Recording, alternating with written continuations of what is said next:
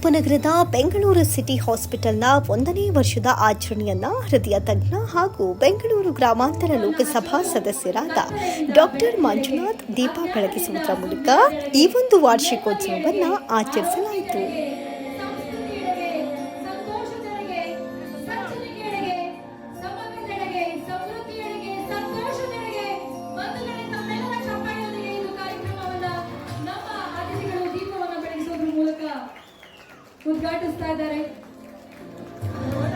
ಇನ್ನು ಈ ಸಂದರ್ಭದಲ್ಲಿ ಮಾತನಾಡಿದ ಡಾಕ್ಟರ್ ಮಂಜುನಾಥ್, ಅಮೆರಿಕ ದೇಶದಲ್ಲಿ ಸಿಗುವ ವೈದ್ಯಕೀಯ ಸೇವೆಗಳು ಈ ಆಸ್ಪತ್ರೆಯಲ್ಲಿ ಸಿಗ್ತಾ ಇರೋದು ನನಗೆ ಸಂತೋಷವಾಗಿದೆ.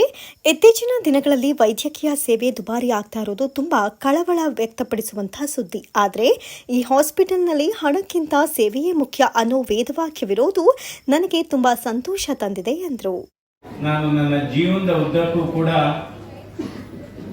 ಬಡವರಿಗೆ, ಮಧ್ಯಮ ವರ್ಗದವರಿಗೆ ಚಿಕಿತ್ಸೆ, ಶ್ರೀಮಂತರಿಗೂ ಕೊಟ್ಟಿದ್ದೇವೆ. ಆದರೆ ಯಾವುದೇ ಒಂದು ರೋಗಿಯನ್ನ ಹಣಕ್ಕೋಸ್ಕರ ಚಿಕಿತ್ಸೆ ಇಲ್ಲದೆ ವಾಪಸ್ ಕಳಿಸಿಲ್ಲ ನನ್ನ 35 ವರ್ಷದ ದೀರ್ಘಾವಧಿಯಲ್ಲಿ. ಇಂಥ ಸಂದರ್ಭದಲ್ಲಿ ನಾನು ಈ ಆಸ್ಪತ್ರೆಗೆ ತಜ್ಞನಾಗಿ ಮತ್ತು ಸಲಹೆಗಾರನಾಗಿ ಯಾಕೆ ಒಪ್ಕೊಂಡೆ ಅಂದರೆ ಅವರೊಂದು ಮಾತು ಹೇಳಿದರು, ಡಾಕ್ಟರ್ ಮಂಜುನಾಥ್, ನೀವು ನಮ್ಮ ಆಸ್ಪತ್ರೆಗೆ ಬನ್ನಿ, ನೀವು ಬಡವರನ್ನು ಚಿಕಿತ್ಸೆ ಕೊಡಿ, ಮಧ್ಯಮ ವರ್ಗದವ್ರಿಗೂ ಕೊಡಿ, ನೀವು ಎಷ್ಟು ರಿಯಾಯಿತಿ ಹೇಳ್ತೀರಾ ಅಷ್ಟನ್ನು ನಾವು ಕೊಡ್ತೇವೆ. ಅದು ನಿಮಗೆ ಸ್ವತಂತ್ರ, ಅದಕ್ಕೆ ನಿಮಗೆ ಸ್ವತಂತ್ರವಾಗಿ ನಿಮಗೆ ಅಧಿಕಾರ ಇರುತ್ತೆ. ನೀವು ಜಯದೇವ ಹೃದ್ರೋಗ ಸಂಸ್ಥೆಯಲ್ಲಿ ಯಾವ ರೀತಿ ಬಡವರಿಗೆ, ಮಧ್ಯಮ ವರ್ಗದವರಿಗೆ ಕಡಿಮೆ ರೀತಿಯಲ್ಲಿ ಕೈಗೆಟುಕೋ ದರದಲ್ಲಿ ಚಿಕಿತ್ಸೆ ಕೊಡ್ತಾ ಇದ್ರಿ, ಅದೇ ರೀತಿ ನೀವು ಇಲ್ಲಿ ಮುಂದುವರಿಸ್ಬೋದು ಅಂತ ಅವರು ಹೇಳಿದರು. ಬಟ್ ಅದಕ್ಕೋಸ್ಕರ ಕೃಷ್ಣ ಅವ್ರಿಗೆ ಕೇವಲ ಬುದ್ಧಿವಂತಿಕೆ ಇಲ್ಲ, ಕೇವಲ ಅವರಿಗೆ ಹೃದಯ ಮಾತ್ರ ಇಲ್ಲ, ಹೃದಯವಂತಿಕೆ ಇದೆ ಅಂತ ಹೇಳ್ತೇನೆ. 18 ವರ್ಷ ಹೃದ್ರೋಗ ಆಸ್ಪತ್ರೆಯ ನಿರ್ದೇಶಕನಾಗಿ ಕೆಲಸ ಮಾಡತಕ್ಕಂಥ ಸಂದರ್ಭದಲ್ಲಿ ನನ್ನ ಅವಧಿಯಲ್ಲಿ 75 ಲಕ್ಷ ಹೊರರೋಗಿಗಳಿಗೆ ಚಿಕಿತ್ಸೆ ಕೊಟ್ಟಿದ್ದೇವೆ ಮತ್ತು 8 ಲಕ್ಷ ಜನರಿಗೆ ನಾವು ಆಪರೇಷನ್ಸು ಇದೆಲ್ಲ ಯೂಶುವಲ್ ಪ್ರೊಸೀಜರ್ಸ್ ಮಾಡಿದ್ದೇವೆ. ಆದರೆ ಆ ಜನ ಇಲ್ಲ, ನೀವು ಬರಬೇಕು, ನೀವು ನಿಮ್ಗೆ ನಾನು ತೋರಿಸ್ಬೇಕು, ನಿಮ್ಮ ಅಭಿಪ್ರಾಯ ಬೇಕು, ನಿಮ್ಮ ಸಲಹೆ ಬೇಕು ಅಂತ. ಆದರೆ ಒಂದು ಮಾತ್ರ ಹೇಳ್ತೇನೆ, ನನ್ನ ಕನ್ಸಲ್ಟೇಷನ್ನು ಫ್ರೀ, ನಾನು ಚಾರ್ಜ್ ಮಾಡಲ್ಲ.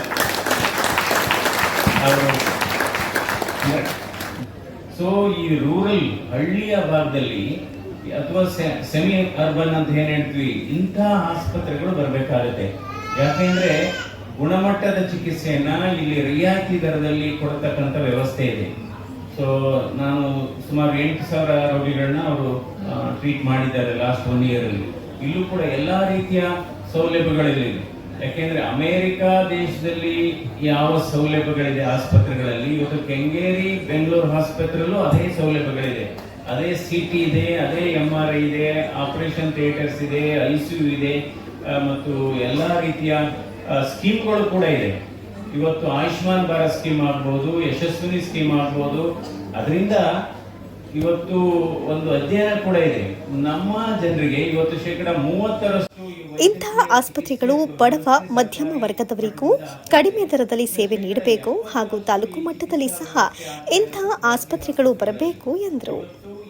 ಮಧ್ಯಮ ವರ್ಗದವರಿಗೆ ಕೈಗೆಟುಕುವ ದರದಲ್ಲಿ ಗುಣಮಟ್ಟದ ಚಿಕಿತ್ಸೆ. ಇನ್ನು ಔಷಧವಲ್ಲದ ಔಷಧಗಳ ಬಗ್ಗೆ ಮಾತನಾಡಿದ ಸಂಸದರು, ನಗುವುದು ಒಂದು ಔಷಧ, ಹೆಂಡತಿ ಜೊತೆ ಮಾತನಾಡುವುದು ಒಂದು ಔಷಧ ಅಂತ ಹೇಳಿದ್ರು. ಹಣ್ಣು ಕೂಡ ಒಂದು ಔಷಧ ಮತ್ತು ಹೆಂಡತಿಯವರ ಜೊತೆ ಮಾತಾಡೋದು ಕೂಡ ಒಂದು ಔಷಧ, ಅದು ಕೂಡ ಔಷಧ. ನಂತರ ಯೋಗ ಔಷಧ, ಮೆಡಿಟೇಷನ್ ಕೂಡ ಔಷಧ ಅಲ್ಲದ ಔಷಧ ಮತ್ತು ಕುಟುಂಬದ ಹೊರಡನೆ ಊಟ ಮಾಡುವುದು ಒಂದು ಔಷಧ, ಸ್ನೇಹ ಬಳಗ ಕೂಡ ಔಷಧವಲ್ಲದ.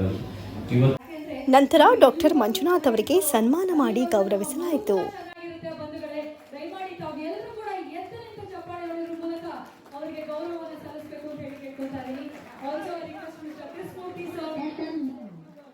ಇದಾದ ನಂತರ ಆಸ್ಪತ್ರೆಗಳಿಗೆ ಭೇಟಿ ನೀಡಿದ ವಿವಿಧ ವೈದ್ಯಕೀಯ ಸೇವೆಗಳ ಬಗ್ಗೆ ಮಾಹಿತಿಯನ್ನ ಪಡೆದುಕೊಂಡರು.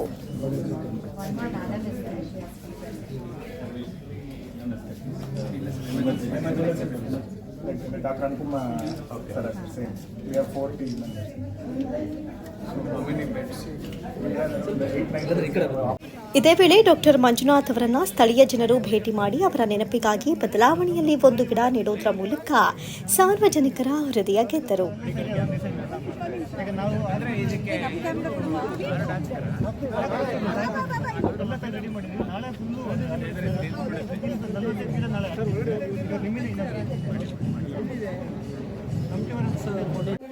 ಇನ್ನು ಇದಾದ ನಂತರ ಬೆಂಗಳೂರು ಸಿಟಿ ಆಸ್ಪತ್ರೆ ಸಿಬ್ಬಂದಿಯಿಂದ ಸ್ಥಳೀಯ ಮುಖಂಡರುಗಳಿಗೆ ಸನ್ಮಾನ ಮಾಡಿ ಗೌರವಿಸಲಾಯಿತು. ಸದಸ್ಯರು ಅವರಿಗೆ ಡಾಕ್ಟರ್ ಅಭಿಷೇಕ್ ಸರ್ ಹಾಗೂ ಡಾಕ್ಟರ್ ರಾಣಿ ಮೇಡಮ್ ಅವರಿಂದ ಗೌರವ ಸಮರ್ಪಣೆ ಸಲ್ಲಿಸಿದ್ದಾರೆ. ಬಂಧುಗಳೇ, ನಮ್ಮೆಲ್ಲರ ಚಪ್ಪಾಳೆ ಬರ್ತಾರೆ. ಶ್ರೀ ದೇವರ ಆಗಮಿಸಿ ನಮ್ಮ ಬೆಂಗಳೂರು ಹಾಸ್ಪಿಟಲ್ ಕೆಂಗೇರಿಯ ಮೊದಲನೇ ವಾರ್ಷಿಕೋತ್ಸವದ ಕಾರ್ಯಕ್ರಮವನ್ನ ಇನ್ನಷ್ಟು ಯಶಸ್ವಿಗೊಳಿಸಿದ್ದೇನೆ. ಹೀಗೆ ತಮ್ಮೆಲ್ಲರ ಸಹಕಾರ ನಮ್ಮ ಜೊತೆ ಯಾವಾಗಲೂ ಇರಲಿ ಅಂತ ಹೇಳಿ ನಾನು ಕೇಳ್ಕೊತೀನಿ. ಕೊನೆಯನ್ನ ಸಲ್ಲಿಸ್ತಾ ಇದ್ದಾರೆ ಹನುಮಂತೇಗೌಡ ಸರ್ ಅವರು, ಅನಿಲ್ ಸರ್ ಹಾಗೂ ಚೇತನ್ ಸರ್ ದಯಮಾಡಿ ತಮ್ಮೆಲ್ಲರ ಸಮ್ಮುಖದಲ್ಲಿ ಇವತ್ತಿನ ಕಾರ್ಯಕ್ರಮ ಇನ್ನಷ್ಟು ಯಶಸ್ವಿಗೊಳಿಸಿದ್ದಾರೆ ಕೂಡ ಧನ್ಯವಾದಗಳನ್ನು ಸಲ್ಲಿಸೋಣ.